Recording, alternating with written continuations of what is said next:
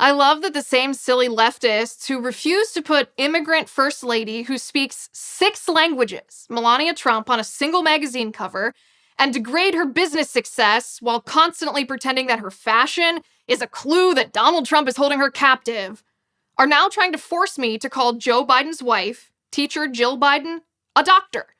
And they tell me if I don't call her Dr. Jill Biden every time I refer to her, then I'm sexist.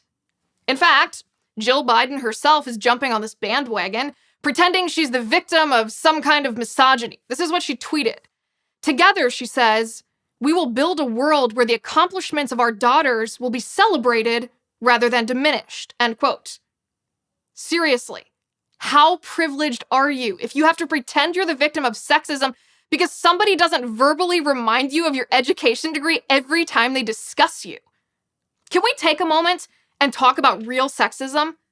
Millions of unborn baby girls around the world are aborted every year because they are girls. Women in predominantly Muslim countries in the Middle East are deprived of their basic human rights, abused, sexually assaulted, raped, prohibited from voting, driving, disallowed from leaving their home without the permission of some man, stoned to death for adultery because they are women. Female genital mutilation is inflicted on thousands of little girls right here in the United States, and Democrats refuse to ban it. But yes, please tell me more about how you're the victim of sexism, because I refer to you the same way I referred to Laura Bush and Michelle Obama and Melania Trump, by your first name, versus waving your framed diploma for the world to see every time that you are mentioned. Here's the thing.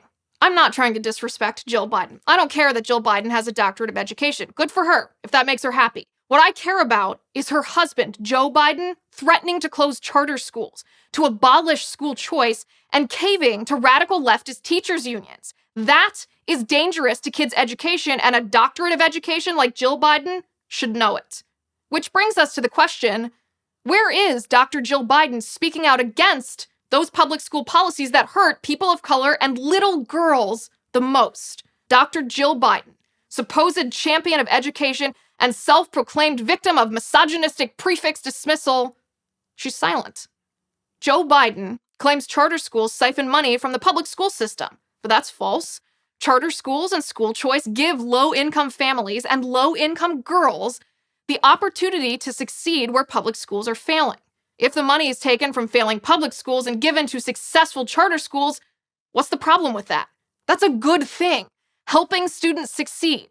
And Joe Biden is threatening to take that away from the thousands of girls who benefit from it. And where is Dr. Jill Biden?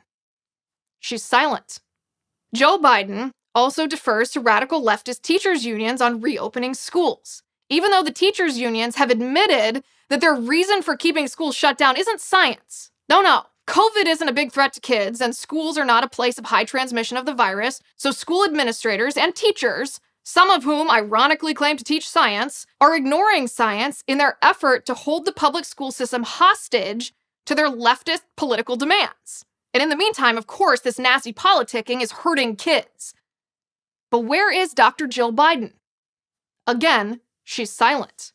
Again, I don't care about Jill Biden's title, and I'm not trying to disrespect her.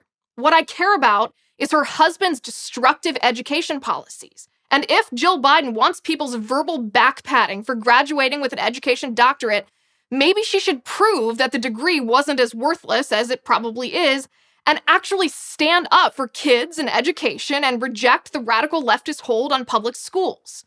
But Jill Biden is silent.